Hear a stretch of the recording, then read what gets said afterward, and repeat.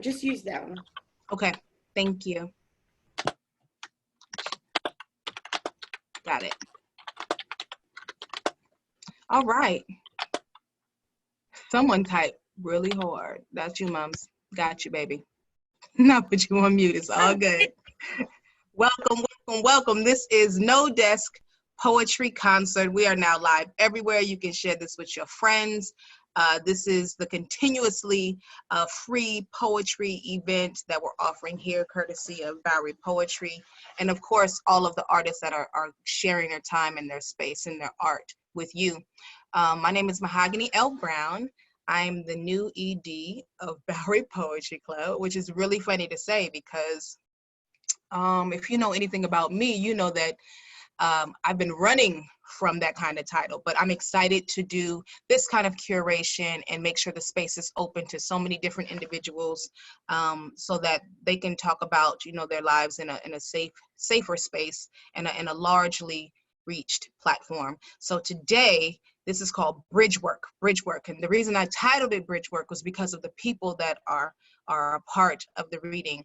All of them are using their poems in one way or another to reach other communities, not just the community that you may see right here, right now, not just the community in their own neighborhoods, but outside of that. Some are actors, some are working in hospitals, some are working in prisons, some are working in our schools, some are working in politics. So we're very lucky to have all of them. I'm fans all of their work. I'm fans of them as people, and I'm excited to get this on and popping. So if you like anything you hear, because it's live and on Facebook, just make sure you share it to your joint, you like, and just stay close to this, thank you. Stay close to this tube here. Is it a tube? Is it a screen? I don't know. The future is different, y'all. I used to have a tube, right? It used to be like a silver screen. Stay close. Use your headphones. If you want to clap for poets, you can still clap. If you want to bother your neighbors like I do, just stomp the feet, start hitting on the wall, let them know that you're not to be fooled with, because the revolution is coming and we are going to be first in line to make sure it do. Word. So I'm about to bring up our first poet, and you're going to hear from some amazing poets. We got Barbara Fant from Ohio, Asia Sampson from Florida, Camonghne Felix from the Bronx, but in DC, Whitney Greenaway from Dominica, but in Atlanta, Luka Lesson from Greece, but in Australia, Big Mike from Jersey, and Craig Mums Grant, also from the Bronx. Are y'all ready? I know you are. You got to be ready. You were here. You were here on time. Barbara Fant is our first reader. Barbara Fant represents Columbus, Ohio to the fullest. She's represented Columbus in 9 different national poetry slams. In 2017, she was a WOUT finalist and a TEDx speaker. Her first poetry collection, Paint Inside Out, was published by Penmanship Books in 2010. Her work has been published by Button Poetry, Electric Literature, Harness Magazine, and the Ohio State University Press. She has received residencies from Idlewild Arts in Idlewild, California, and Connect Arts in Havana, Cuba. She holds an MFA and a Master of Theology. She is the Artistic Director for Harmony Project, teaching poetry in correctional institutions and schools, and believes in the transformative power of art and considers poetry her ministry. What? Listen. Do you understand what just happened? You about to be super duper blessed, okay? Not only is Barb one of the realest persons I've met in this game, but she has one of the best smiles as well. So we're very lucky to have her here ready to share all that good art. Had to talk her into doing more than 1 minute poem, but that's all good because that's how she do. She trick you. Don't be fooled. She fire. You ready? Make some noise and welcome to the stage, Barbara Fant. Hey y'all. Hey.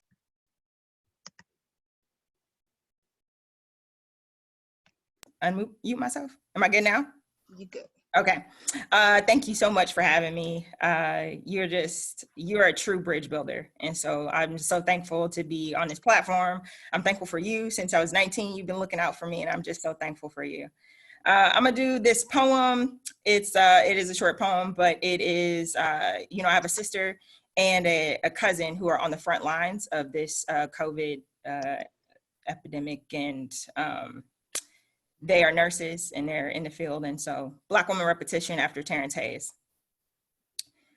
Black woman college degree, Black woman masters, Black woman student loans, Black woman loaned her life over to student, Black woman full-time job, single Black woman over 30, single Black woman 30, Black woman world calls bitter, Black woman bitten, angry, Black woman bitter, Black angry, broke. Is she the only thing broken? Let's talk about war. Let's talk about Vietnam men coming home limbless, Agent Orange, where Black souls should be. Let's talk about fathers. Daddy didn't come home. Black woman got daddy issues. Black woman, daddy issues. Black woman, 30, still dealing with daddy issues. Black woman nurse, Black man, Black father, Black boy too afraid of his own insecurities. Black woman, Black hole. Black woman, not whole. Black woman, you are more than just a hole. Your thighs uphold, woman of Black.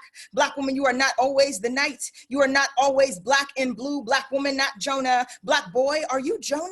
What do you do when there's fear inside you the size of a whale's body? Black woman wail. Black woman travail for Black man. Black woman pray. Black woman pray. Black woman don't be another man's prey. Yo, she swim. Black woman float. Woman water. Black woman, your face not always an aquarium's explosion.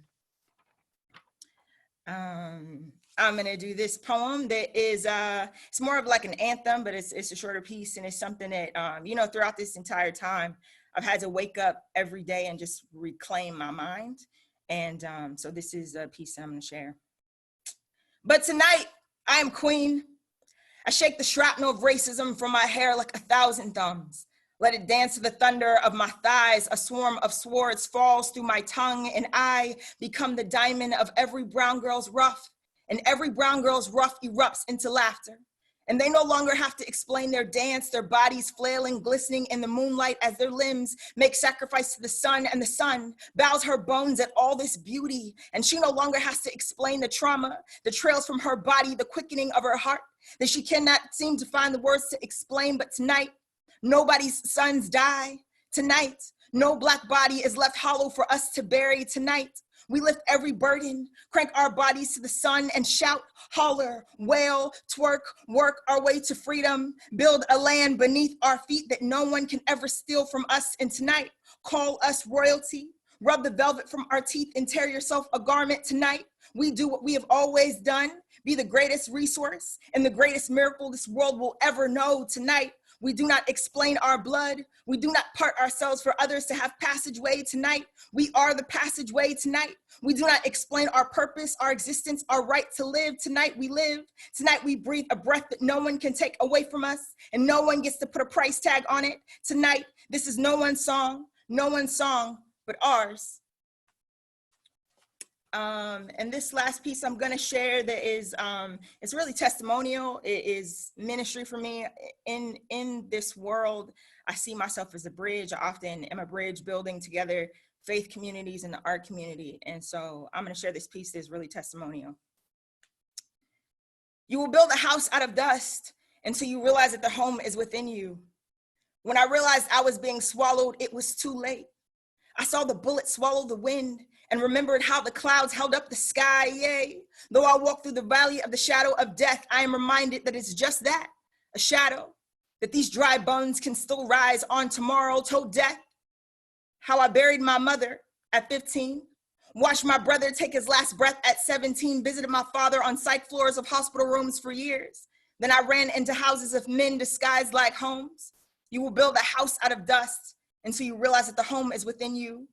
When you pain out loud and there's pain in your body the size of a whale stuck inside the whale, my body drifts and floats around me. Tell Jonah how I swallowed myself in the belly of my own fear and woke up swimming in the reality of my insecurity scales. Now all I see is shadow of myself. I lived broken girl and made all the wrong choices. How I moved out of my house and her house to his house and the hotels and couches, from home to house to where is my home? Is there a home etched inside a staccato for me? And oh Lord, I want to forgive the man who raised his hand. Forgive the broken Black boy who had his back broken, so he broke mine. Failed to see I was ribbed, so he broke my spine. Forgive the Black boy broken, whose daddy loved him hollow, so he hunts for housewives made of sheepskin and tongueless mouths. Father, forgive him, for he knows not what he does. And Father, forgive me, for I knew not who I was. I flooded my bones with suicide and every demon who whispered into my eardrums staccato opinions that almost swallowed me whole. How I learned how to build a house out of dust until I realized that the home was within me. Then one day, I stopped doing all the things I thought I had to do. Stopped being all the things I thought I needed to be, and remembered how I could write myself out of my own skin. My mouth, a boundary worth breaking. Remembered what it was like to have poems written into me, to write myself into a poem so thick it spills salvation, to cough so many poems from my lungs that it creates sanctuary. And yea, though I walk through the valley of the shadow of death, I will no longer fear myself. How this life of mine was disrupted, but not over. And the light in me is the light in whom I serve. And what a sacrifice to go to every dark place and have to write life back into your life just for someone else to breathe. And oh, Jonah, I know you ran from what will carve you holy, for you didn't understand that the calling will always outrun you. My chaos was birthed in every ounce of normalcy I thought I needed to be. My freedom was found in just being me. So here is where I throw up my hands and tell myself to dance until every piece of devil that was burned within me falls into landing. When the neighbors told me of my house, I said my house of dust blew up in flames while I was inside, but I survived. Told them of the shadows, showed them my scales, that I was searching for a house through all of this dust until I learned how to find the home within myself. Thank you. Woo! You better start off this Sunday sermon. Won't he do it? Oh, yes, Barb. Thank you, Barb. Give it up for Barb. You can find Barb on all of the social mediums. We have to get ready for our next poet because Barb, I'm going to get my church fan messing with Barb. You understand? All right, next up. Asia Sampson is a writer, poet, and part-time ninja. He has been seen on HBO Def Poetry Jam and has shared the stage with such artists as Janelle Monáe, Jill Scott, DMX, Mos Def, Dead Prez, and KRS-One. He has toured over 600 colleges since 2009, featured with his brother-in-law Jalan as a part of the Asia Project, and featured on TEDx and Button Poetry channels. They have broken college booking records for the most booked poetry act, garnering them the awards of APCA College Performer of the Year and thrice APCA Spoken Word Artist of the Year. And most recently were featured by NPR's Tiny Desk Concert. Another great thing to know about Asia is that he's hosting Bowery Pop-Up on our Bowery Open Mic Pop-Up on, what is it, Wednesday the 8th? Yep, on Wednesday. Yep. So come and share your poems via IG Live. It's going to be amazing. He's one of the first people I ever met with a drone, and he uses for good and not evil, making one of the most amazing poetry videos ever. Welcome to our stage, Asia. What's up, everybody? This is like crazy. Okay, so let's do something fun. Since anyway, this is the poem that everybody quotes me on. It's really my least favorite poem, but it's the quote that I'm always asked to do. So let's just open with it first. So I want to love you like the 90s.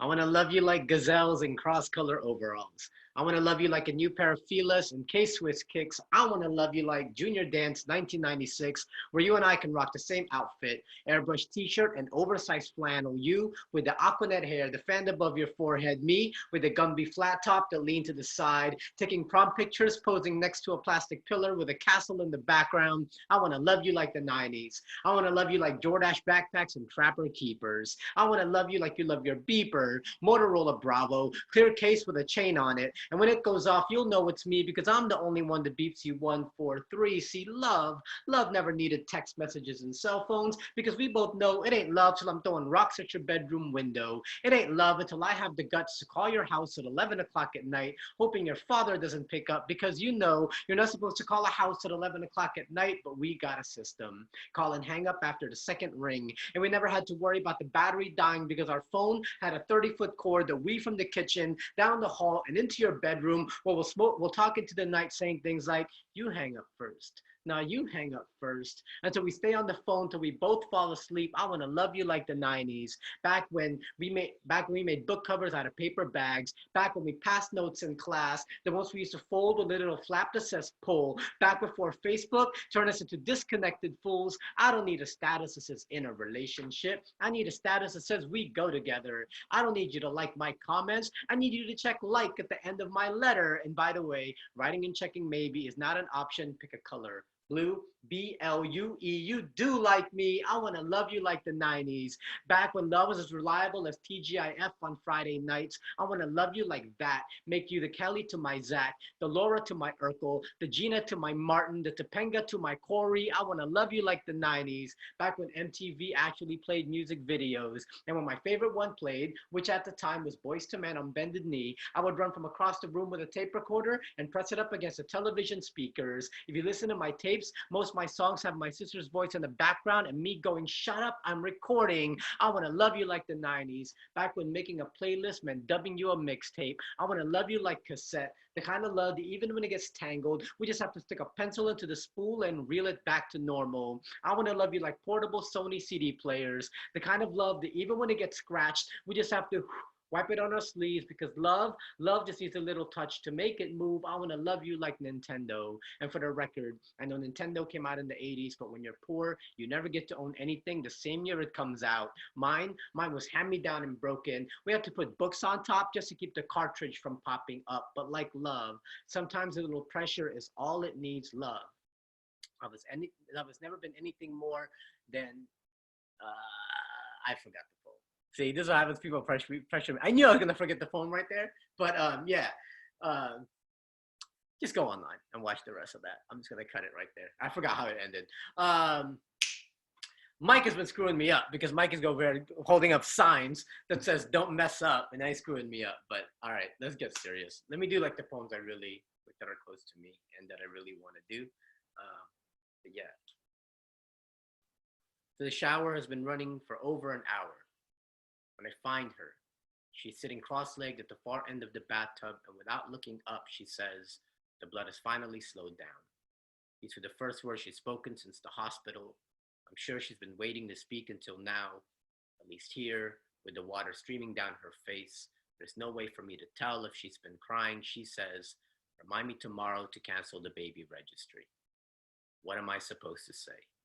I'm supposed to be good with words, but right now there's a bright pink river snaking its way towards the drain, and I can't get my tongue to paddle us upstream back into her womb where we left our happiness yesterday. I read the story of a 12-year-old boy, locked for 2 years in the bathroom, the light switch covered with duct tape to keep him from turning on the lights. When they found him, he was too weak to climb out of the bathtub on his own. Before that, I read the story of a 3-year-old child hung upside down and beaten with a frying pan, then left to die on the floor while his parents fucked on the air mattress next to him. Before that, I read the story of a 6-year-old girl who felt the only way to overcome the bullying was to hang herself with a jump rope. A jump rope.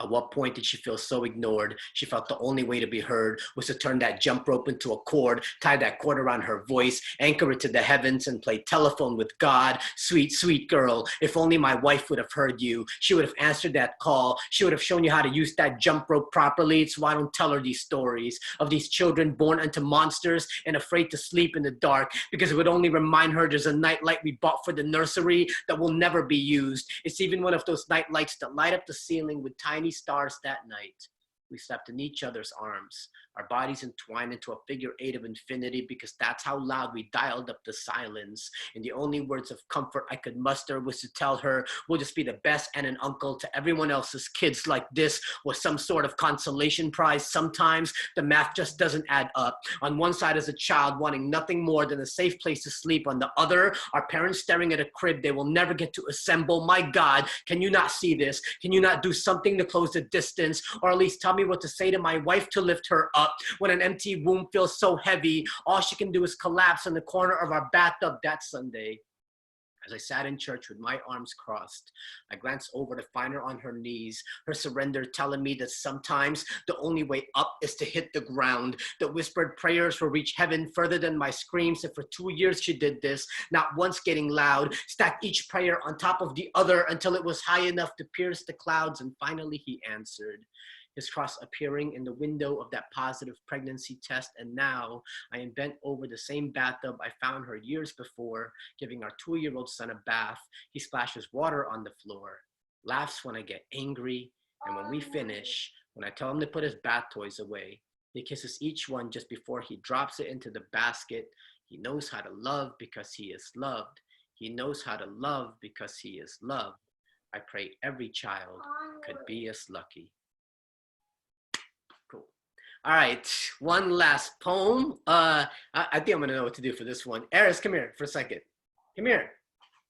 So that last poem, I said that I, ended up having a child at the end of the day. So this was the poem that I wanted to write for him. I might as well put him on here. You can watch. All right, I'm gonna do the poem I wrote for you. Okay. Every year, there are roughly 130 million babies and 150 billion stars born in the entire known universe. In a span of 9 years, my wife and I had 3 known miscarriages. All that to say, we spent a lot of time drifting in the empty void of space, wondering why the numbers never stacked in our favor. When we finally caught the comet, the geneticist saw the 100 tiny birthmarks that freckled my son's entire body and told us this was a symptom of neurofibromatosis, a rare genetic condition that can cause benign tumors to grow in the brain, spinal cord, and nerves. At its worst, so many tumors can grow, it can sag his skin and make his face look like it's melting, and I'm wondering, how will I handle the tumors if they come? If I can't even stand to look at the birthmarks that are already there, fast forward 4 years. It's his first day of school and he's throwing a tantrum because I'm making him wear a hoodie in this 90-degree weather, but I can't tell him I'm trying to hide the spots. It's just I know too well people's tendency to be cruel, how they like to chop down trees just to make more handles to mount their axe, and I won't let him get whittled down by sharp tongues like that, watching them take from him and turn him into something that he's not until he slowly becomes the weapon that's turning on himself. I know too well that kind of self-hate, and right now I'm just doing my best to control the fate of what's meant to become of my son. So please just put this hoodie on because you can't yet see your birthmarks for what they truly are. But just then, while standing there naked, he held up his arms and said, "Daddy, they look like stars." Then pointing to the biggest one on his ribs, he said, "Daddy, this one looks like a spaceship. So forgive me for failing to compose myself when he started making up stories of the spaceship flying through the galaxy that is his body. Have I forgotten how much energy it takes to create a planet? Have I forgotten about the black hole that can suck the life out of an empty womb? Have I forgotten about the empty space that was left behind after the first time I dismantled the unused crib in our bedroom? How dare me think I know more about this universe than you do? How dare me forget all the stars that fizzled out before you came shining through? You are born, you are here, riddled with spots as proof you exist. It's why they call them birthmarks to begin with. So how lucky are we that you have more than most, miracle boy? I know one day you might want to eclipse yourself into that hoodie to hide behind the moon as they stare and point. Well, let them stare and point the same way they stare and point at stars in wonder and awe. Remind them they are merely specks of dust in the vastness of your presence. And when the bullies come with a meteor shower of insults aiming to hit you at your core, swing your Milky Way arms to the bridge of their nose so they will always know, that you are the big bang your mother and I have been waiting for. You walking constellation, you light speed traveler, you rocket of hope. I've gone on with this metaphor for too long, I know, but every year there are roughly 130 million babies and 150 billion stars born in the entire known universe. All that to say, no matter how worse your condition becomes, we will always love you until infinity. You are our son, our 1 in 150 billion. Thank you, you guys. Woo-hoo-hoo, Aaron, you're so dope. Yo, Big Mike, he killed you. He killed you. Sorry, Big Mike. Cute kids equals what? Ratings.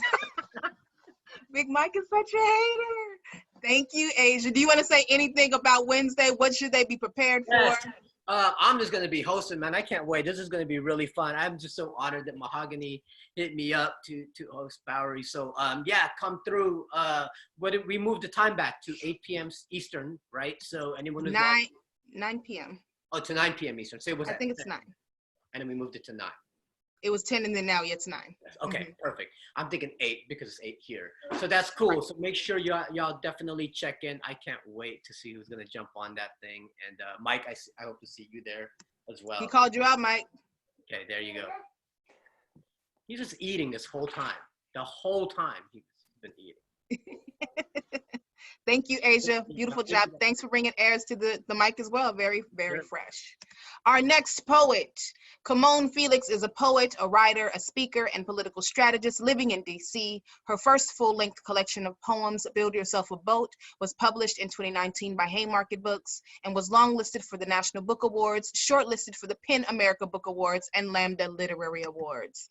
What you should know about Camonghne is that beyond her being a poet since what age was it, 14 that we met? I think it was 14. Yep. Yeah. Whew. Okay. So met her at 14, and even then she was the realest one in the room. Like, refused to hold her tongue, will stand up for what she believes is right, even if it is difficult, and will charge herself to be accountable if ever she finds herself in a position where she needs to regroup and rethink and reassess. And that is what really a leader is. That is who will save us, right? That's how we want our children to consider themselves when they're critical thinking and not just following a pack. She does that, and she did that at the age of 14. Like, so to know her now, can I say the things that I know? Good. I know you say I'm probably not, but like she started speech writing for Cuomo years ago, moved on to work with the Warren campaign, moved on to work with another campaign, which we can't say right now. Point being, she is going to make sure liberation happens for us people. All right. And when I say us people, I mean impoverished, diminished, ignored, marginalized, erased, and stole from. Like, if we're looking at not just colonizing a land, but colonizing a culture, she's going to be the one that's going to be, you know what I'm saying, the one that's in front of that to assure that we get what is ours. So I'm very excited to bring to the stage one of the most unruliest of my loves, forever, Camonghne Felix. Yeah. Oh yeah, and she's from the Bronx. Yes, the X, you are ready. Thank you so much, Mahogany Brown, for that incredible introduction. It is always an honor and a pleasure to be able to share a space with you. No matter what I'm doing or where I'm at, I will make the time, because Mahogany Brown has been holding me down, teaching me, and keeping me alive since I was a very, very small person, and I would not be who I am today without her brilliance and without her mentorship. So I'm super grateful to you. And like someone said, like Barbara said earlier, you really are a bridge builder yourself. None of us would be the bridge builders we are without your example. So always excited to be working in your legacy. And now I'm gonna read some poems. Okay.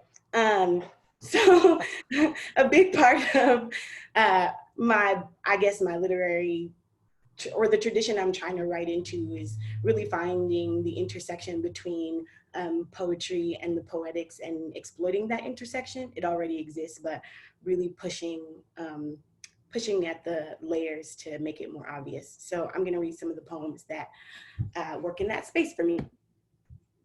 This poem begins with: Statement from Camonghne Felix on the murders of Jesse Washington, Stephon Clark, and her attempt to understand the psychology of lynchings. Brooklyn, New York. I try to imagine myself threading a small mouse on a spit, the same mouse that we found hampering in my pink bed sheets as I attempt a petrified sleep, a textured sleep, one salted with the humiliation of poverty. I try to imagine myself in the midst of that sleep, quilted, addled in it, willingly unable to refrain the tiny evils inside of me, but I can't get past the first pinch of gelled flesh. I can't get past the trauma of puncturing a thing that bleeds blood, no matter how it beetles through my night, no matter how it shames me out of my interior cultures. I can't get past its squeals. I can't get past the inhumanity. I can't get past the lie, but the gods of small things become the God of all things in the dark. This next poem I wrote last summer, just this last summer, June of 2019, and it is dedicated to Aiello, who I hope many of you know and remember.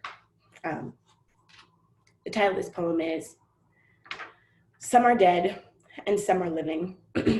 after Colleen McElroy, after or for Aiello. Thanksgiving 2012, I lay in your bed and stroke the egg of your cheek. Listen to you diagnose the wound, your pronouncements tired and weathered, the lamp of your eyes dotting away in the distance like you bit an alternate self and bled a color you'd rather From your stare into calendar, for the rest of your virtual life. salon Sorry. starts in 30 minutes. My calendar is talking to me. From your calendar, virtual salon. When the future comes I was through just about to say. and tells you what you got to do in half an hour, though. That's when you know you need to shut everything down. Throw Alexa out. Also, fuck Amazon. Yes, run that top. Run that from the top. Run that back. Okay, from the top. My bad, y'all. Some are dead and some are living. Thanksgiving 2012, I lay in your bed and stroke the egg of your cheek. Listen to you diagnose the wound, your pronouncements tired and weathered, the lamp of your eyes dotting away in the distance like you bit an alternate self and bled a color you'd rather stare into for the rest of your life. I wonder about the quixotic nature of a forced ending. I think about the inherent tragedy of cliffhangers. You tell me that you know exactly where you are going and that it's everywhere and nowhere at all. Somewhere in a different universe, in a kitchen that I've wallpapered with my own hands, your fresh baked rainbow cakes fall open at the slit and you laugh that you laugh from the belly of your throat. And in this fantasy, you never die because we never bothered you with the provincial requirements of being alive. And in this fantasy, your joy, I see it, it's there in your alien grin, your agelessness, your maplessness, that happy crescendo in your sigh. I guess I'm saying, life isn't everyone's final destination. Some of us are inherently extraterrestrial by formulaic design, the stars and their stuff entirely inadequate in the face of such an impossible occurrence. Some of us are meant to be visitors, just subletting bodies for the pleasure of it. Some of us are meant to stagger through eternity like evangelists of time. I'm selfish, and I should have heard you the first time. Please, Camonghne, just let me stay. Everything feels so fucking good up here.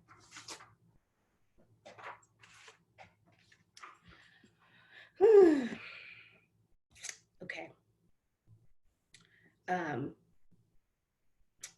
This poem is very new. I've been trying to I feel like one of the weird things about being at the intersection of politics and poetry is that people often ask me big philosophical questions that they think I have an answer to when I really don't. So I've been writing poems about the questions I don't have answers to. So this poem is called, Do You Believe in Borders? Do you believe in borders? What I am feeling is the death of a million wayward bodies falling into each other like lattice work on a French pie. I draw a river and your God lines it out into a field. I say this earnestly and with a smile, so I'm not sure what you're asking me. Is it a question of shoulds or of ours? The nation state is a body. It is the Russian doll of bodies, a body housing a body of farmed bodies, all of whom mill about in their categorical nothingness with some parasite sucking from their breast. All over the globe, one breast drains into the mouth of a whole class, a safety valve for the gutless. You have to understand my parameters here are limited, the space between my two selves shrinking and pulverized all the same. The wine delivery comes, my courier steps into the foyer. I say, hello? I say, thank you. I sign her receipt. I offer her a Clorox wipe. I stand away at 6 feet. I don't know. I don't know. I know nobody dies at my border.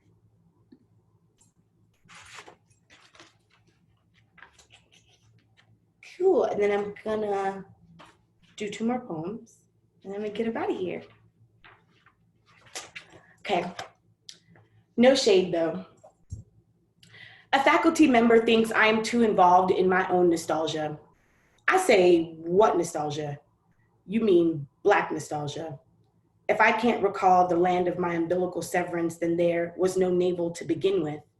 When the memory finds the self tapered and running out of space, it goes around asking for its name and praying for the yes of a right answer. That's not nostalgia, that's a requiem. You assume that the source material of a collective bleed could only be a misunderstanding of placement. What do you mean? I know where I am. These are the Americas. It is 2015. I know my name and why I'm not dead. That is more than you can say for you. Knowing is superior, is infinite. To think nostalgic is to want for something more beautiful than what sits dead at your table. What we'd share tomorrow has starved overnight. What we'd share tomorrow has already left its stink in the bed. Okay, and last poem, which I love ending with this poem because it's the poem that ends the book, and I made it the last poem for a reason. So it always feels good to end sets with this poem. And hopefully it makes us all feel like things are more possible. This poem is called, Yes, It Is Possible. For most of my life, I remained unaware of this, the way a wingless arm is unaware of the conceit of flight, but now I know that yes, it is possible to be allergic to a person. It is possible for the body to be wholly autonomous in how it chooses to preserve itself, no matter what fleshy, amorphous image of the heart the synapse might conjure, a great fire muted by holy water, a blue room with one pink knob. No matter what you think you want, it's the body that decides and will reject whatever antibodies revile its stasis. And in this case, the foreign cell was the Pisces fish, a twin fish, a two-fish flush, invirtuous and writhing in deceit and steeped in the drama of belonging to too many lies. And yes, I had prayed that he'd finally come back to me, and that when he'd knock, he'd appear with one less life, but then he did appear, a xenophile on a tour of homes, and that would be our last encounter. All I could do was heave at the sight of him, head oscillating dizzily between two different men, two different lives, so Piscean in his world of Elysian highs, but this time my systems nosed down, anatomy buckling out into autopilot, bringing me down to my knees to purge, and it was like this for days. I couldn't stomach a morsel, my receptors stunted with the shock of an imminent shift. I wept and cocooned myself into a sweat until at once it stopped, and I woke to find myself at the kitchen table, perfectly unbothered, fingering cubes of fresh wet aloe into my mouth, as if life itself were some benign victory I'd won. Thank you. I was taking notes. I started choking. Listen, the question you said, I am creating poems from answers, questions I don't have the answer to yet, which is very Zora Neale Hurston, which also speaks about lineage and legacy. And we see yes, Black studies in this hoe. Sorry, my mouth. You do it. Stay there. Stay there. Give it up for Camonghne Felix. Make sure you buy that book, Build Yourself a Boat. It's a banger. Our next reader, Whitney Greenaway, is a Caribbean author whose work deftly dissects societal structure, introducing conversations of pride, classism, and patriarchy to cultures where these injustices are often deemed acceptable. Amen. Whitney has performed across North America and the West Indies, also facilitating workshops using writing as a tool for demystifying shame and hierarchies perpetuated by cultural expectations. Amen. She is the author of the chapbook Reasons I Will Leave My Lover and has been featured in Pluck magazine as well as PBS's brief but spectacular series. Oh, Whitney, my Whitney. You may have known her as Witness. Are you ready to share some poems, Whit? I am. Okay. So, all the way from over there, she comes here. Give it up for one of the folks who has kept me, I won't say sane, but I will say remarkably adjusted That's what you do. Because you think, you have like friendships that show you a crazy mirror of like, and it's distorted images and all these things where you think like, is that how it look? And then you have like the mirror where not only is it the perfect filter, but it's the perfect light. And it's exactly how you look without the distortion. And you need friends like that who remind you of the goodness that you hold. And she is that. Please welcome to the stage, Milan's mama. Give it up for Whitney. Hi, thank you, Mo, for having me. I know it's a rough time for everybody with quarantine going on and lockdown. It's not a state thing or a country thing, it's a worldwide thing, and I know that's rough. How it affects each and every one of us is completely different, but we're in it together. And I do, you're not hearing me? Can you hear me now? Better? Okay. I do appreciate the opportunity to share work. And so I'll start with this poem that a few people asked me to read. It's online, but I will read it again. It's called The Purging. There is the man I love, and there is the man who loves me, and there is the man I love because he loves me. There is the man I took the morning after pill for, and there is the man whose baby I kept, and there is the man whose baby I let go. There is the man born on the cusp of summer, and there is the man whose heart was made for a fall or 6. There is the man who holds my hand on the train, and there is the man who won't even sit next to me there. There is the man I wish was my father, and there is the man who talks to me like he is, and there is the man who, when I was 16, invited me into his and my mother's bedroom, and there is the man who taught me to forgive it. There is the man who forgot my name, and there is the man who doesn't know I have one. There is the man who takes my picture, and there is the man who, when I take a pretty picture, says nothing. And there is the man who says I only take pretty pictures, and there is the man who doesn't believe that. There is the man who has a wife, and there is the man who had a wife, and there is the man who is getting married, and there is the man who says bride is such a delicate word and I am anything but delicate, and there is the man who says he's okay with being my husband, which is not the same as saying that he wants to be. There is the man who tells me the way I need is unhealthy, without addressing that the way he takes is also to my detriment. There is the man who has never taken me out. There is the man who has never eaten me out.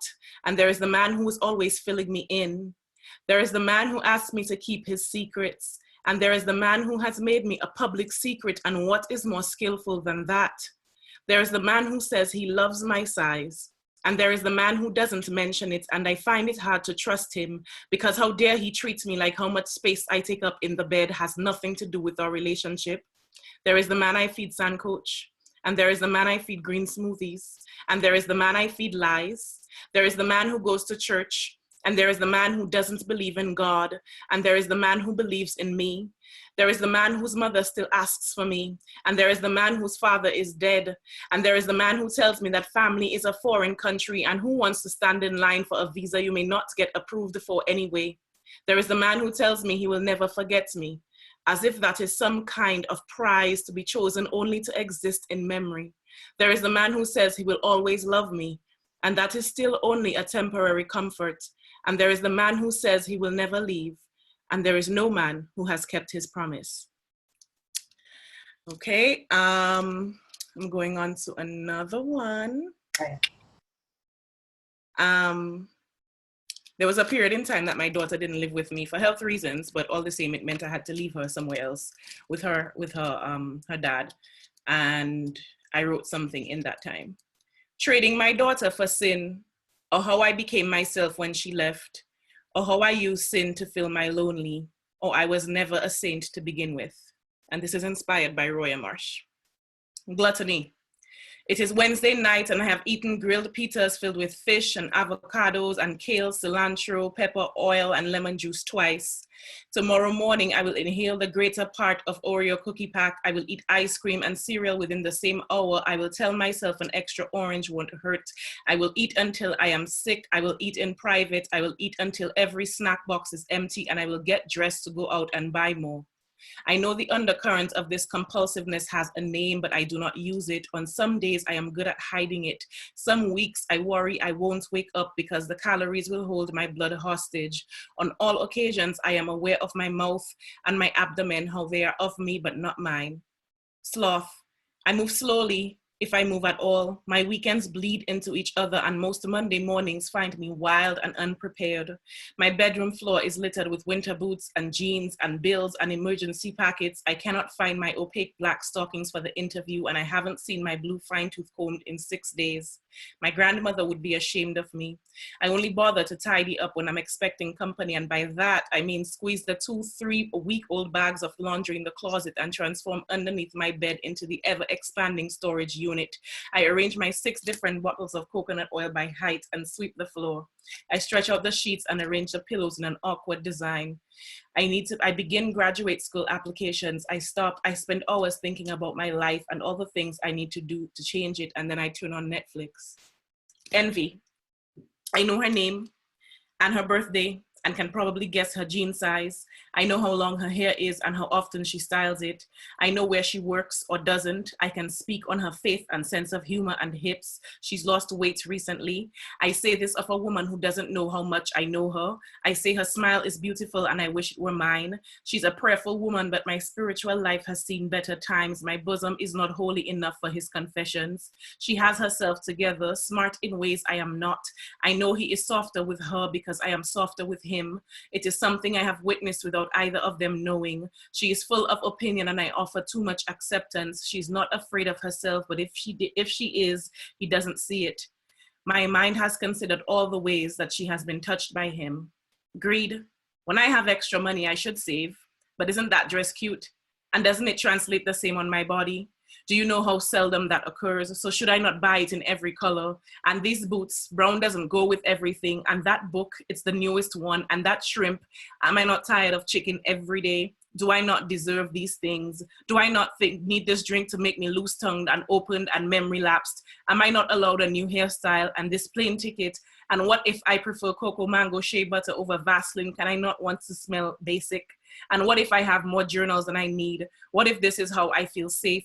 And what if there is no such thing as too much cheese? Look how I am a glutton again. Pride.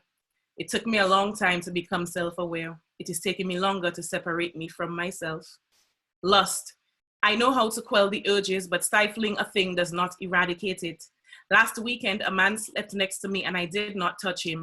Praise my restraint, but do not call it innocence. It is more difficult for me to cross an overpass upon first encounter. I know how I think of them. Those bridges I've already ridden. I know every squeak and sway, every weak panel, every stop and go and hurry. Once I've crossed a bridge, I don't know how to stop thinking about it. When I see it again, I don't know how to live without saying I need to get to the other side. They all have arms and legs and thrust back at my passing. They know I like the damp and I am fearless of the fall if needs be. It isn't that I don't know how to wade through water. It is the bliss of being held high and still getting wet. When I am near a familiar bridge, I moisten without preamble. Everywhere is misty and nothing is pure. I am insatiable, you know, so do not hold my hand across new gangplanks. I will dance it to dry rot. Wrath. I laugh often. I am angry often. I am fluent enough in both to successfully mislead someone into thinking one is non-existent while I characterize the other. Joy does not come easy to me. Whenever it is here, know that I am working feverishly to keep it. My fury is a direct result of my inability to grant pardon to the years and people who have pried me open in places never meant for entry. I am one of those people too, so I am hypocritical in my grudges, but this is not the place for that story. The anger is rarely loud. It is mostly quiet, manipulative, and self-destructing. If I am loud with you, rest assured, all of the rage is not yours. I am fluent in transference, and it is how I cope. When I tell Shane I miss our daughter, he says I should have been prepared for this. He asks if I did not expect to miss her when I made the decision to send her to live with him, as if he didn't understand that me keeping her wasn't in her best interest. I don't respond. Instead, the next day, I yell at the man in the deli who has put mayonnaise on my sandwich after I specifically asked him not to. I know it really isn't about the mayonnaise. It is about guilt and shame and anger. It is about smearing my life with things I do not want and do not quite know how to control. And one more is about going home to Dominica. You know, I mean, if you know anything about, I think, not only West Indian culture, but I think Black culture in general, there's always like some comments about what you look like. And so I wrote this short poem about that. Every time I go home, someone asks, you put on size, man. What caution are you eating up there? You're not seeing you too big? Where you going with all that?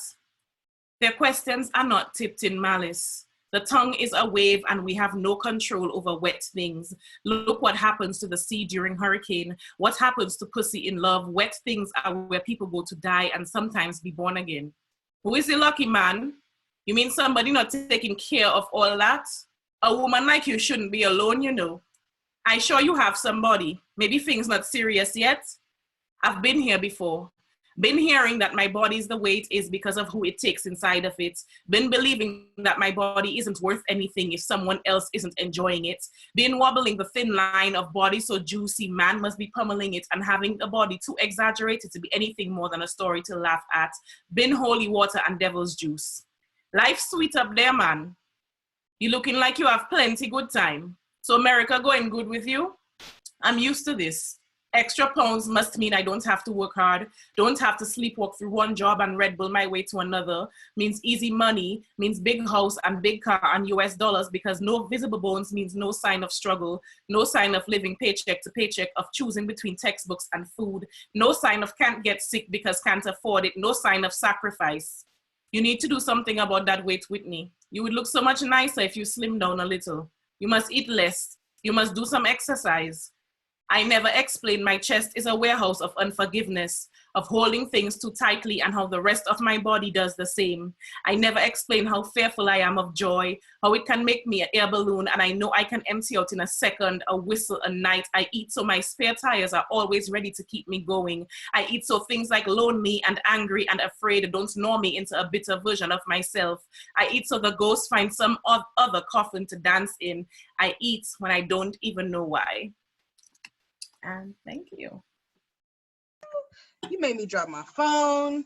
Lord be offense. Whitney, thank you, Whitney. And what I forgot to mention, or I wanted to wait to mention, is that Whitney is also an essential worker. She is out there every day working in a hospital setting and making sure that folks get home to their families. So please, everyone, clap if you care. You can also, we're putting the links up so you can pay, you can tip the poet. So please feel free to just, you know, if you can do, and if you can't, just share this joint and make sure this art stays around. Whitney, I know you don't have any chat books. You left? No, not yet. Okay, we're gonna wait. I'm gonna just keep pestering her on the low. I love you, Whitney. Thank you so good. Next up, this brother has joined us all the way from an entirely another continent. Yeah, Luka Lesson is a poet and rapper whose work engages with the Greek mythology of his family homeland, the fiercely political and the vulnerably self-reflective. Luka has performed with the Queensland Symphony Orchestra, released his own musical albums and books, and has been published in a number of international poetry collections. Luka has toured with poets such as Shane Koizakan, Omar Musa, with musicians including Akala, Nako, and thinkers including Dr. Cornel West. Luka Lesson has always used his education-based programs as a means for social change, both within Australia and abroad, and his work is currently being studied in English departments across the country. Luka also runs his own poetry retreat in his grandfather's village on the island of Rhodes, Greece, every year. Academically, Luka holds a Master's of Sound Design and Performance Poetry from the Victorian College of the Arts, as well as an undergraduate degree in anthropology and a first-class honors in Indigenous Studies from Monash University. Luka's latest solo work, entitled Agape and Other Kinds of Love, will premiere this year. Is that true? Like, when does that come out, Luka? Like, well, how can we find it? How can we see it? Or is it going to be virtually released? I think so. Now it is. Yes, definitely. It's all changing. Yeah, it's all changed. Word. All right. This is Luka. We are ready. No. Thank you so much. And what time did you wake up again to be a part of this? I woke up at 6 a.m. for everybody out there. You're a good friend. Thanks, homie. I won't hold it against you. No, thank you so much. I'm honored.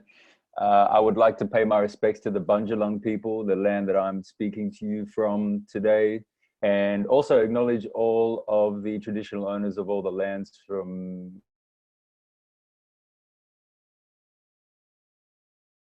everyone's listening from and everyone's speaking from.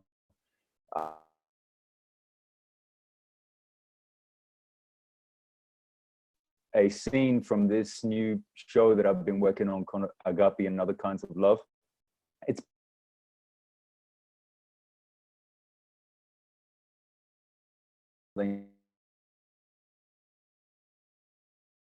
a go-to form of love for Christian conversations around universal love. Also many other different types of love, like erotas is like a erotic type of love. Philia is a friendship kind of love. Philoxenia is the love of the other or the love of a stranger. Philautia, self-love. And so I decided to write this long exegesis on these types of love. And it starts with the creation story. So I thought I'd begin with the beginning.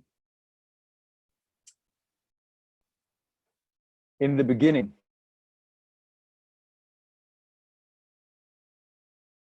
we had the words to articulate a beginning.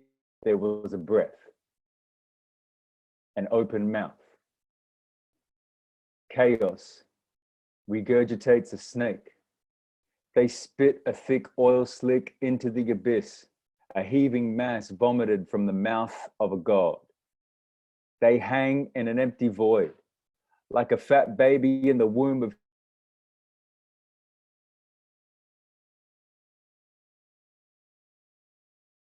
clay and blood. Between the creases of their lips, they fabricate the unworked dough of a universe poised on the edge of becoming. Chaos yawns their disgusting yawn, worth the weight of everything we'll ever come to know. Proud of their lover, with a hand on their shoulder. From the thick mud, they form angles and spheres, concave and convex.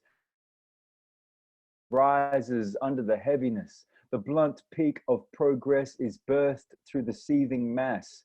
Stalactites of basalt and silica harden and break from the serpentine river. Shards of light are captured and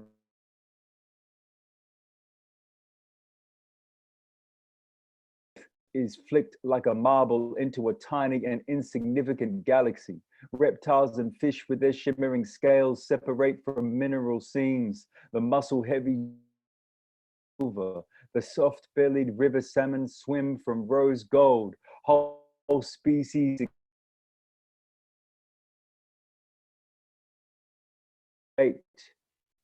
every. They make fire in winter. Rhinos and elephants fight in the bite of a venomous spider, scorpions, diamond pythons, monkeys in their balance, tigers with their patterns, eagles with their talons, flowing manes on wild stallions, beetles and insects, ants in their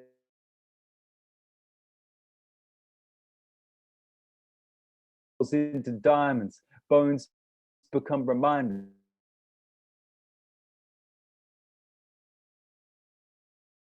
Pushing the parameters of the patterns found.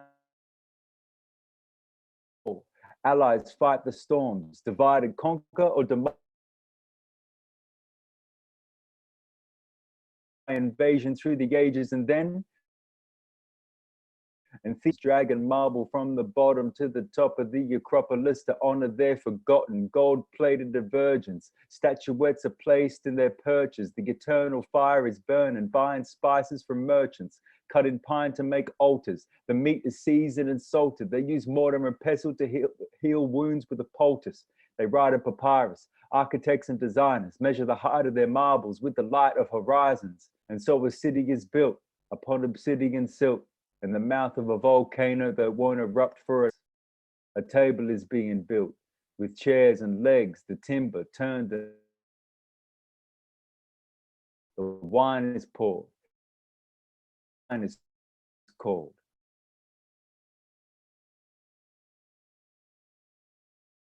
The final spice on philosophy and prophecies, among them Plato, Socrates, the playwright Aristophanes. They pause for a moment before Socrates speaks. ready to bear witness to what the old man thinks. He opens his mouth with a breath that cools the beads on his tongue as he offers his thoughts on one subject, agape and all the other kinds of love. So that's number one. That is the first scene of a 1 hour piece of work that's really based on something that is called the symposium, Plato's Symposium, a recollection of a conversation between a bunch of people about love around a table in Athens.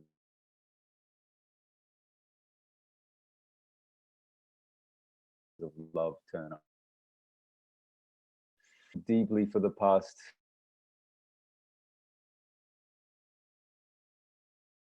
working on a collection of poems, and this poem is dedicated to my grandmother, because last night I was talking to my mother and I found out that she's in a home and she has dementia, and if I want to visit her, I have to get a flu vaccination now if I want to visit her. Anyone that wants to visit out into the home that she's in, unless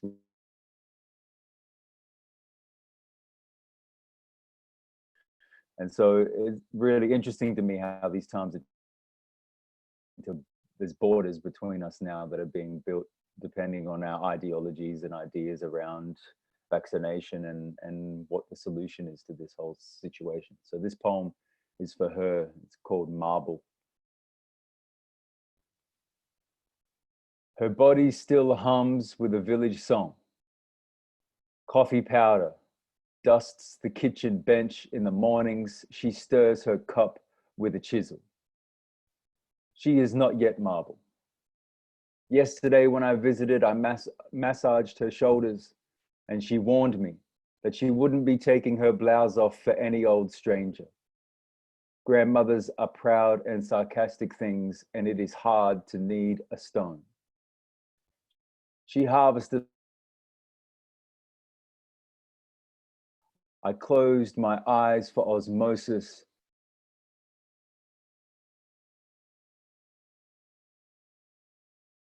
And have been guarding them for decades. Uniforms.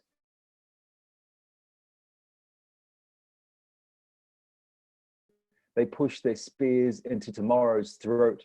She does not know my name now, but still recites the story of her brother, the changing texture of his skin as the blood drained from his body. He should have run faster. He should have hidden himself better, or held still like they'd ordered. She is not yet marked. Is wide open, but her skin is still soft. She's bought her plot already, the tombstone carved and upright. No date, no quote.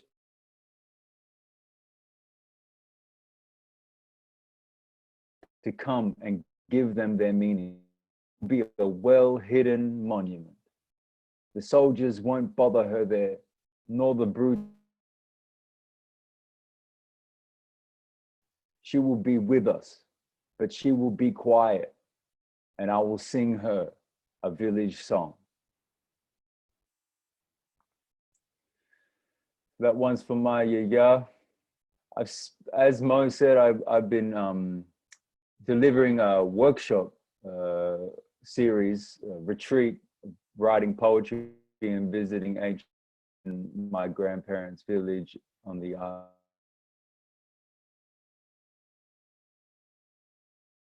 real opportunity to reconnect and fill my cup with history and culture and connection, and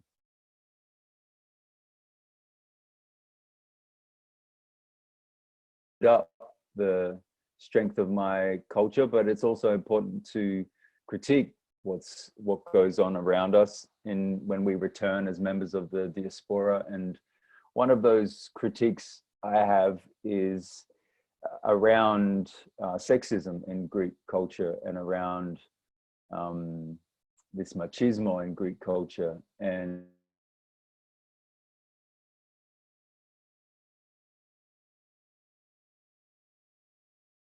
they aren't allowed to wear certain things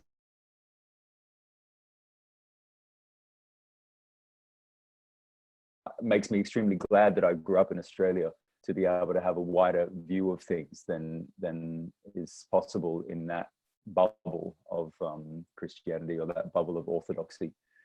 So I wrote this series of poems called Church, and it relates both to Greece and Australia and the hip hop.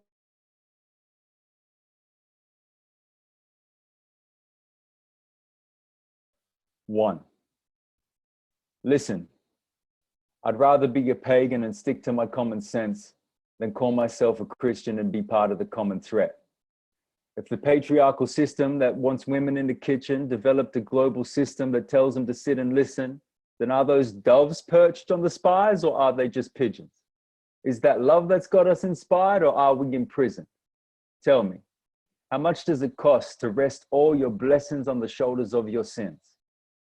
I said, how much does it cost to rest all your blessings on the shoulders of your sins? That's what I'd ask the soldiers before their massacre begins. 2, what's more important for you as a Christian? For your child to be baptized, or to save another?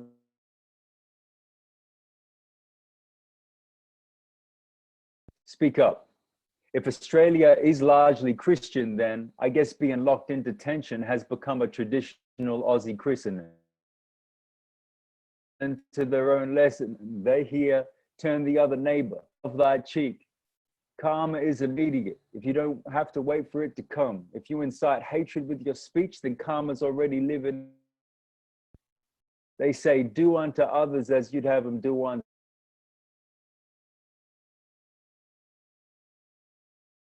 children, lock them in a booth, charge them with terrorism because they look like you. Or how about if we made a Christmas cake, their bodies like we were gardening, and since there'd be no witness except the killers, and then we'd pardon them and keep celebrating Christmas like they weren't the ones that martyred them. Damn, that's the history of this continent. Ish, that's the missionaries' consequence. Oof, that's the Bible and its operatives. That's the silence of cooperatives. Preach. I think I'll just do, I don't know how much time I got. I think I've got just one more. Is that right, Mo? One more. No. All right. So,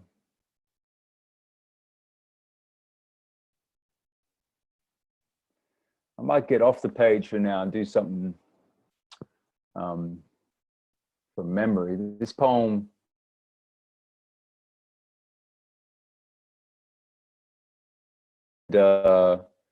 it's really a poem about resilience, even though it kind of steps to the edge and comes back from the edge.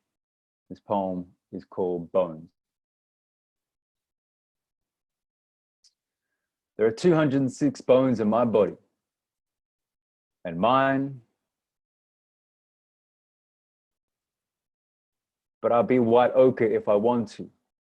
I'll be bleached by sun and soaked by sand if I want to. Decomposed and desired if I want to.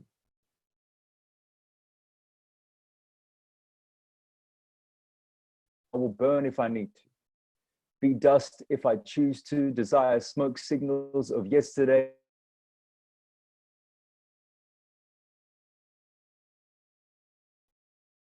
Driftwood.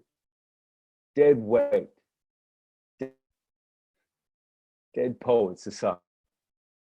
There are 206 bones in my body, and each will be fine bone, china, teacup discussions of what could have been. Use my fibula to mark the outline of what went wrong. Reform my skeleton into a shape of something you think you could come to terms with. Like, how did he? Why did we? When was it? Why wasn't there? Why didn't we? There are 40 liters of water. A fucking flow. I'll build one to. I'll build a river.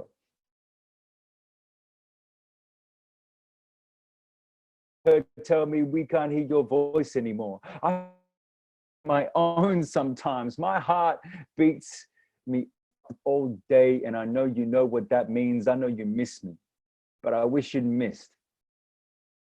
And I'm not ready to shoot the breeze with you. Not ready to fall with you. Not ready to flow, not ready to go, not ready to be that bold with you just yet.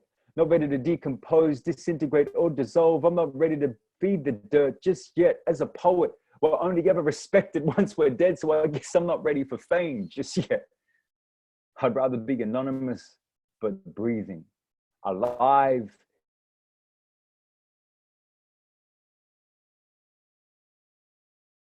Than a statistic. They're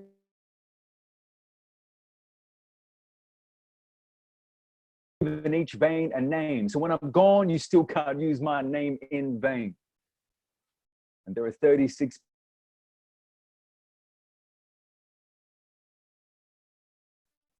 that I may have never taken. And they are the best shit that I ever wrote. That's me. Thank you, everybody. Much love. Thank you, Luka. It was so difficult. The bandwidth was freezing in and out. So thank you for sharing what you could. Some of it really caught, but I hit you on the chat to see if there's something that we can do later to make sure folks get to hear at least one of the poems entirely. I know you are far away, so just this, you being here is like magic in itself. Thank you, thank you, thank you. Oh, good. I appreciate you. Thank you. Much love. All right. Honey Badgers unite, friend. Our next poet coming to the stage. This brother comes all the way from New Jersey. Big Mike has appeared on Russell Simmons Presents Def Poetry Season 6 and was a member of the 2005 New York Slam team. In 2002, he read his first spoken word piece at Serengeti Plains in Montclair, New Jersey. Since, he has performed at colleges and universities up and down the East Coast. At the Nationals and the Southern Fried Poetry Slam, he's been teaching elementary school for over 20 years and uses the power of poetry to help his students, not only to write, but to express how they feel. Big Mike spent last summer gathering some of his poems from all genres over the years, and in April, self-published Said the Paper to the Pen, a collection of poems written throughout his teaching career. His book features close to 40 works with fun and classroom-appropriate titles such as Welcome to Room 20, What Teachers Really Do, Things I've Learned in 3rd Grade, and To the Lady That Does My Lesson Plans. In some of his poems, including Inside Mr. B's Stomach, he also mocks fun at himself and his love for snacks. Please welcome one of Jersey's finest, Big Mike. Hey, you can put on your background too. Put on your background.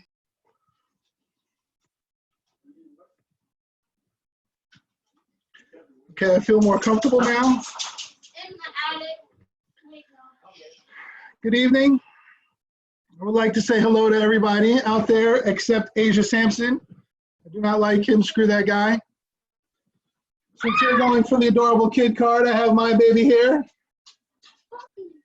I also have dogs here if it gets that cute. So yes, this is for the teachers. We have been online learning. It is a wonderful experience. I have been in the process of writing an amazing poem. But this is for all the teachers out there going through it. And if you're not a teacher, show some love for the teachers. This is written in the rhythm of William Blake's Tiger, Tiger, and it's called Teacher, Teacher.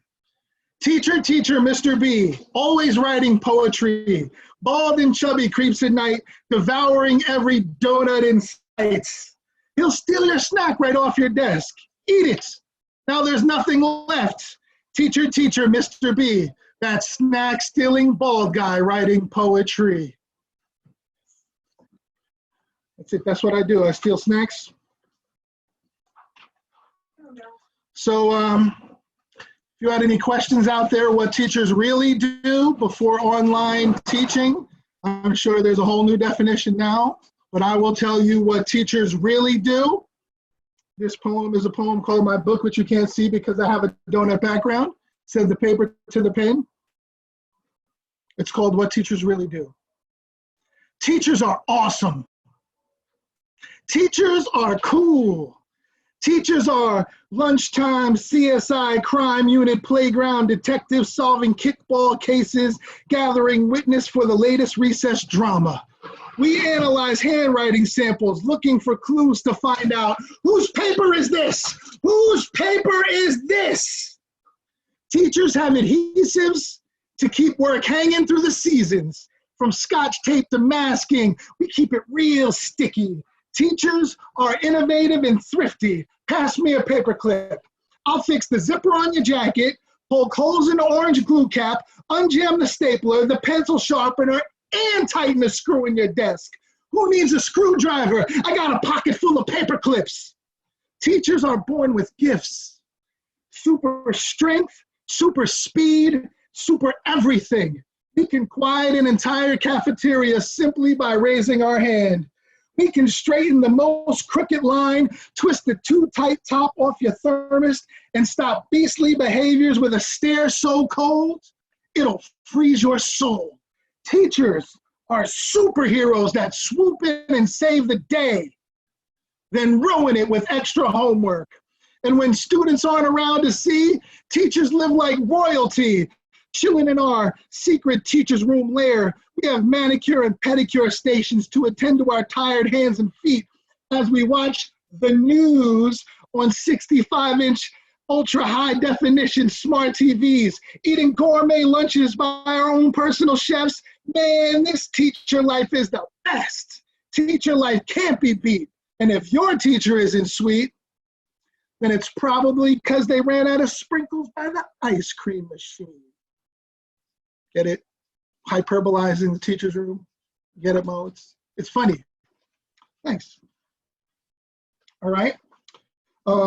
This is my poetry book, Said the Paper to the Pen. I do attack some serious issues in here because, you know, when you're teaching, and I recommend that everybody get this book along with Woke, available through any Mahogany Brown resources. And Mahogany Brown visited our classroom and she got a chance to see our online learning through Zoom. And it's very interesting to say the least. It's a lot of fun. The kids are doing a great job. But, you know, when you talk about friendship and kids and, you know, bullying, you always have to remind the kids to be upstanders. And that's one of the things we talk about in school. So this poem is called If Only. If only I said hello instead of walking on by. If only I spoke up instead of acting so shy. If only I yelled stop instead of freezing with a stare. If only I stopped for a moment and showed you someone cared. I could have made a difference, breathe life back in your day. If only I tried to help take your pain away. And that is that poem. And it's not good to be a bully. People like Asia Sampson, you know, they need to learn that because they throw their weight around on the poetry scene. And, you know, he's only 130 pounds, but it's got to be nicer to people, especially Big Mike. Nobody can see you, Asia. It's all about me now. All right. So I'm going to do a last poem. And this is just to remember why I became a teacher. And hopefully this inspires all the teachers out there. And if you are interested and you are a teacher and you need a poetry lesson, I have been doing poetry lessons on my YouTube channel, Mr. B Poetry. I did like 3 lessons so far. Next week, I'm going to be working on a lesson with Mahogany Brown's book. Hopefully it comes out. But this is just a reminder of, you know, why I teach. And even though it's difficult out there now teaching online, let's always remember why we became teachers. If you asked me 25 years ago why I became a teacher, I'd give you that standard student teacher, fresh out of college, I love kids, can I please have this job answer? But 2 districts, 75 observations, and 663 students later, I know the answer to the question, why do I teach? I teach because the future comedians need an audience and drama queens need a stage. I teach because I love snacking recess and I'm fighting to bring back nap time. I teach because in the eyes of my students, war is just a card game, and the worst thing to be is it. I teach because I like to answer questions. Mr. B, why do you wear that same shirt all the time? Only have 4 shirts. Why do you only have 4 shirts? I have 6 kids. Why do you have 6 kids?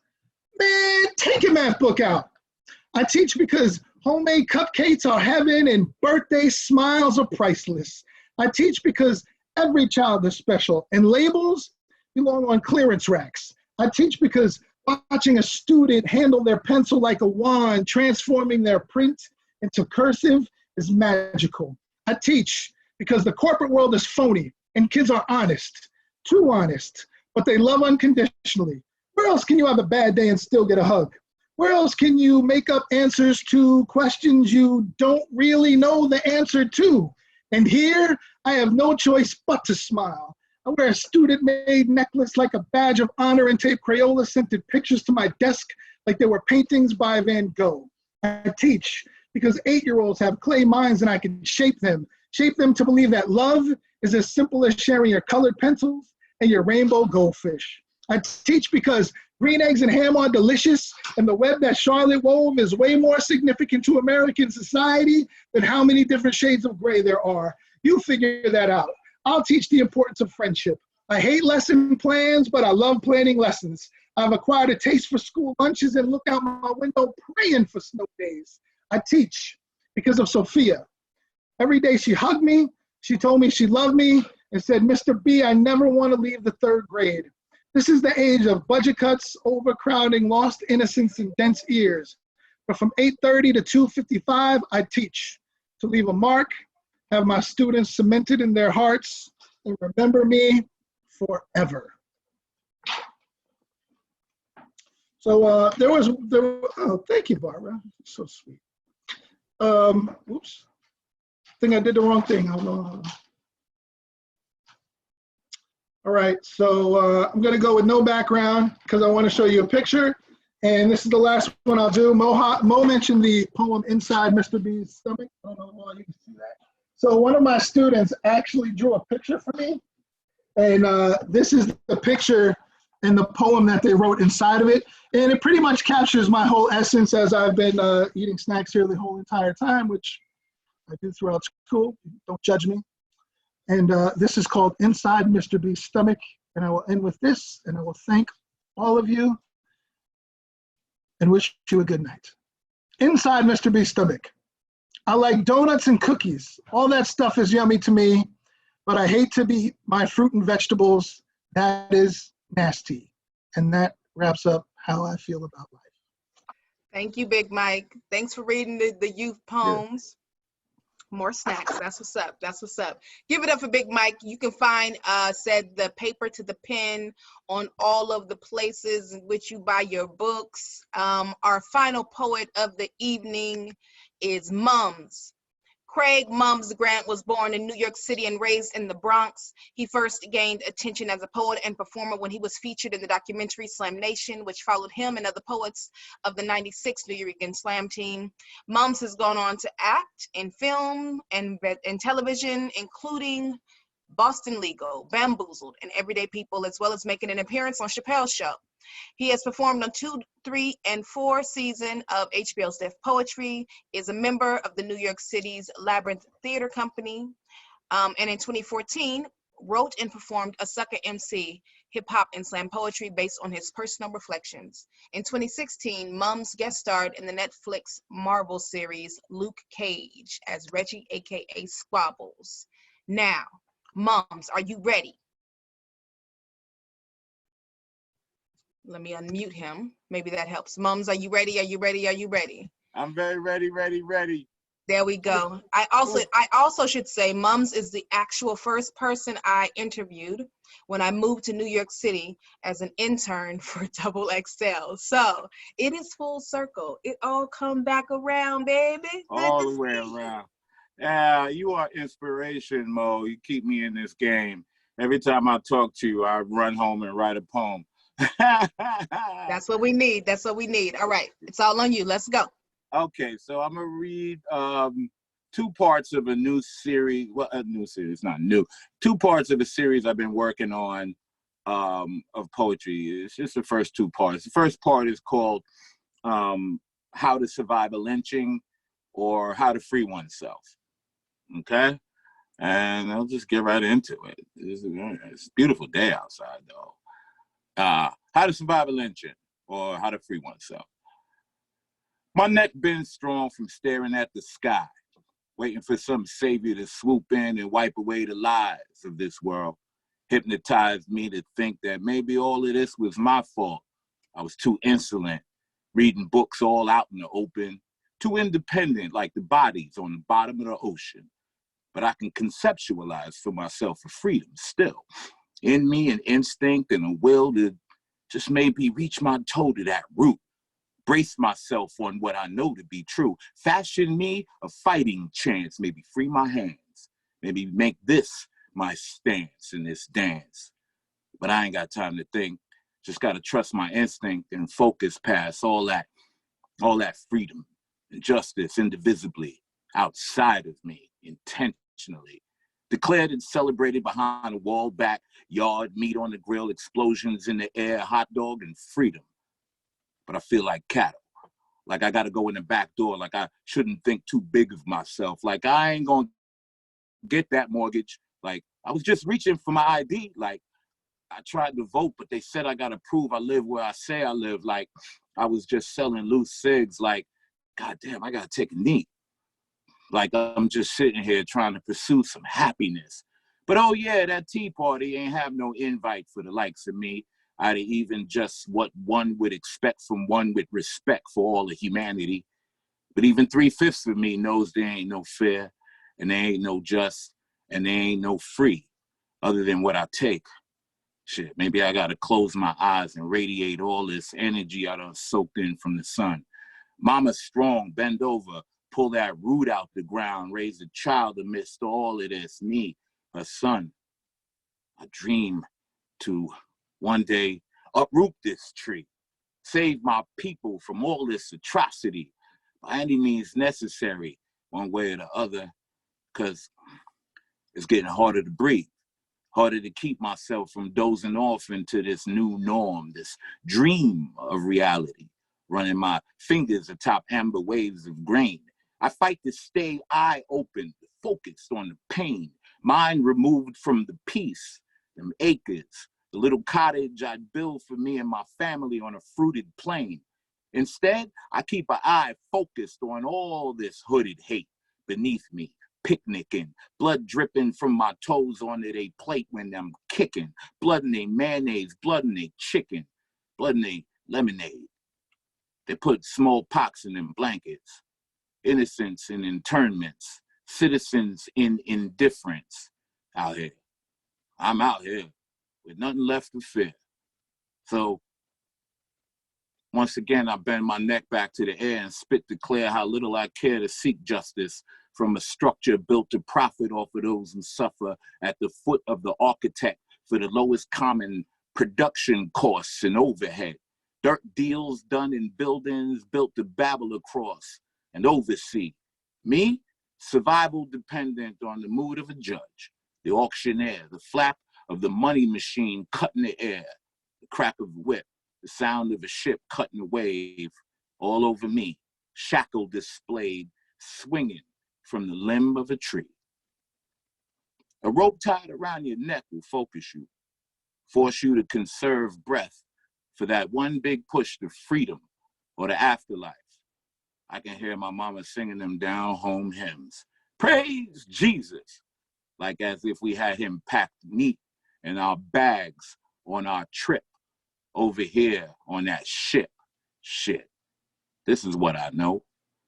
There ain't no fear and there ain't no just a plush room with robes and dust built to discuss hand on pious levels of trust, giving divine cause to laws written in a lobby in that good dollar light for those appointed to suss wrong and right, decided by those who hide their naked in the night and bow to that applesauce, that guac, that shelter from the rain. They land them buildings that they babble across, trying for the sun, unable to understand they lot in their hand the true hot that burns, that illuminates this epic unjust. But again, there ain't no just and there ain't no fear. Amidst the tainted, dirty water, the peeling paint, the right hue of the hands holding the guns, standing in the ground, protesting for their right to label me, the darkness, the unseen, the void, the end. To ensure that I live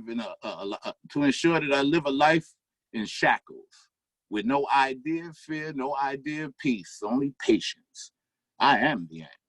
The lack of oxygen evidenced by my bloodshot eyes. I smile because I know liberty and justice for all is a lie. You scared? I'm scared. But the only conclusion I can be sure of as I enter the air is if this world wasn't created to be fair, then there ain't nothing left to fear.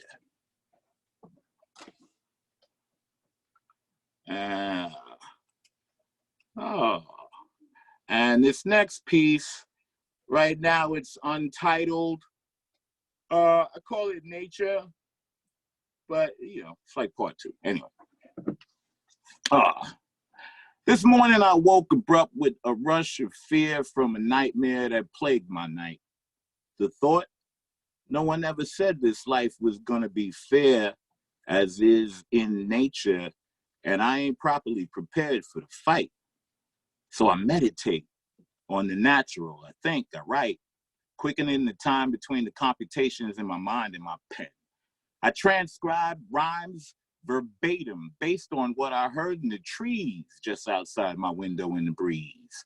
Some squirrels, some birds, some bees, the wind and some leaves, a homeless rustling through the garbage for plastic bottles. Entities surviving, adapting to what they've been dealt.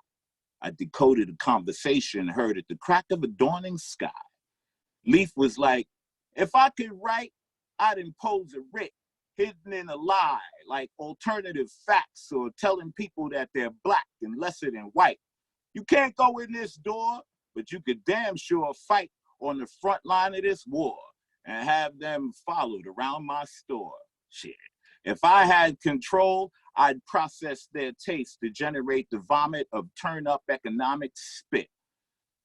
The distraction. I was like, oh shit, rushing to get it all down. The wind blew to interrupt and the leaf was like, bust it. But the wind was like, listen, clown, you can't enforce a course to define the movement of the blind constant. Birds flew in tight circles through the wind, chirping the changing math in their migration, confused by the changing climate. Squirrels was like, there's an infinity between the digits. But then them plastic bottles rattled and I couldn't make out what they were saying. But the bees was laughing. They was laughing. Leaf was like, that's kind of what I'm saying. They too into their selfie pictures to see the statistics. As I wrote frantically, I was like, damn, I can't even wait to spit this. Wind said, wait, ain't it on us to make them understand? I blow water their way, rip apart their land. Tree bark said, they just cut me down and board it all back up, poured water and stacked the ignorance over the facts up. And the wind confessed, damn, things are changing fast. The birds sung a song of reason to the beat of fluttering wings. The plastic bottles rattled again, and again the bees laughed. The wind was like, you know, we should probably lobby for some type of reparations. And the leaf was like, it's a waste of time to beg a liar for your life. And there was silence there for a second before I coughed from a drawer of smoke of burning flowers in front of the exhaust fan. Leaf said, let's consult the sun and go back over these minutes in light of the moon in the night. And I looked at what I wrote and the title became clear. It ain't fair and it damn sure ain't just.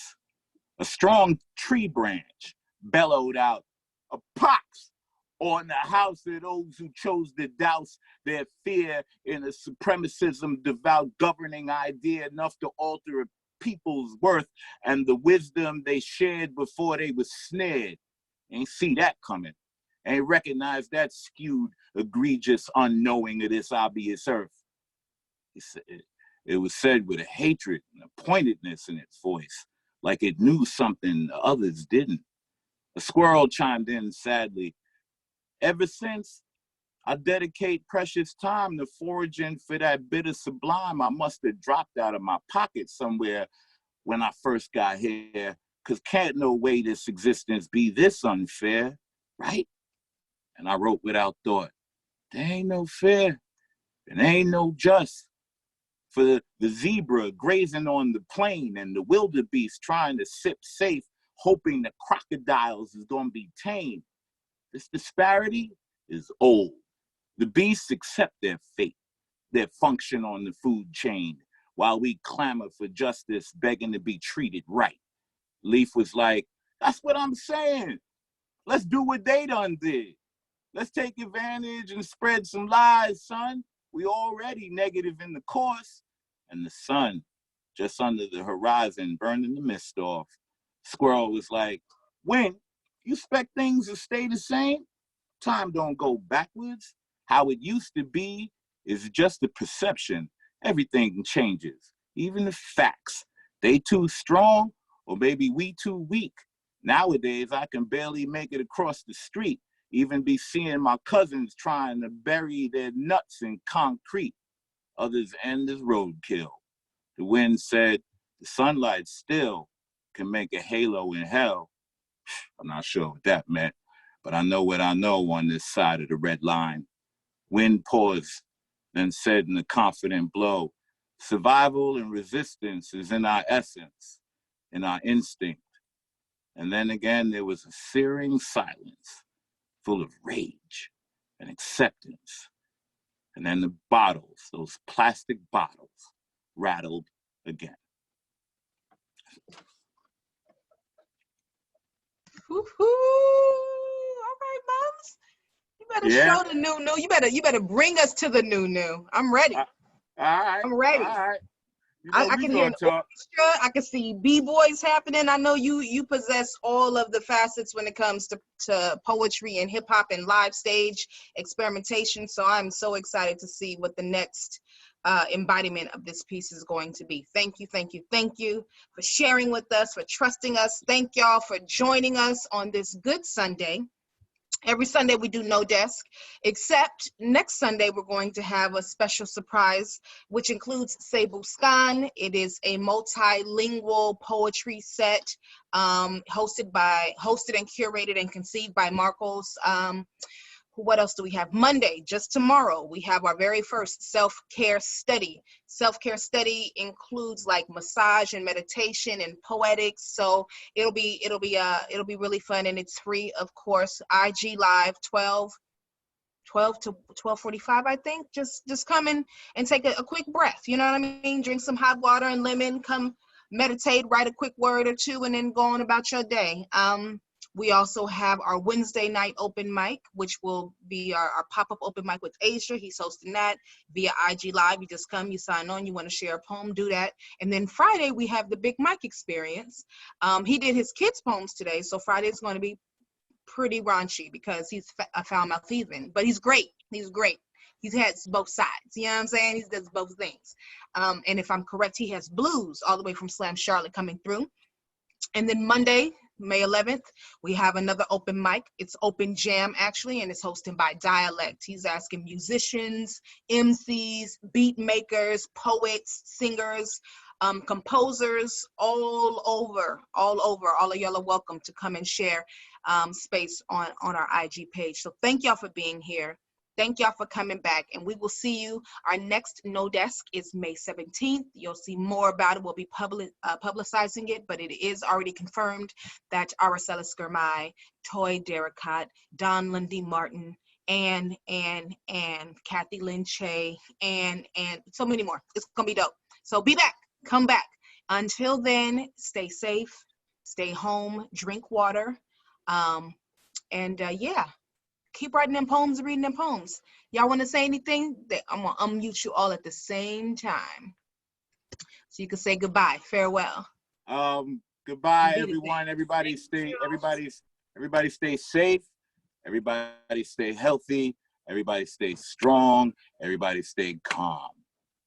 Stay calm. Words. And cover your mouth. Do not go outside without your mouth and nose covered, please. In New York, it's actually like mandated now, but some folks, they just do what they want. You have ties, you have a scarf, you got a bed. What's the little thing you put your pillowcase, that, all of that. You played Superman before at home. Cover your face up. Yes, please, and stay home if you can, because let's just hang out and do that for just a little bit longer, and that way we can get back to actual venues. If we do this prematurely, we're gonna get another wave, and then this whole thing is gonna just drag out even more. And so, I want to get back on a stage, man, with actual people. I love y'all, but you know, I miss being on stage. And Me too. Miss that energy. But I mean, Whitney is prime example. Whitney, do you need us to stay home or not? Because you are in the actual hospital force. But I'm also in the worst state. We're wide open. Yeah. Wide open. The malls, bowling alleys, everything is open. Oh my God. Mm-hmm. Oh, in Georgia it is. No, I'm not going out. I'm not going out for another 10 days after. Well, we're released in New York on May 15th. I need 10 days after that. Wow. Well, you know what they say? They say in the game of chess, the pawns go out first. Woo! Is that Gemini? Another poet is in the building. This is my adorable deaf poet that I brought to the meeting. I like him better. Yeah. One up the cute kid card. Y'all are amazing. Thank y'all so much. I would like to announce also that not only is Blues my special guest, but Asia Sampson is too. I didn't tell him that though, but he'll be on Friday also. Very cool. Excited to see. We're going to be doing dad things. Dad things. It's all about parenthood, yeah? It's all about parenthood. Teach us more. All right, y'all. Be well. You're the best. Take care. Thank you. All right. Thanks, everybody. Bye. The live stream is shutting down. Don't forget to send me your Venmo, PayPal. I have yours, Mums. I have yours, Whit. I think I actually have everybody's. Asia, I don't have mine, yours. Mo? I have your phone number, so I would have it. Yep. Okay. Okay. Y'all are great. Thank you. All right, love. Take care. Peace.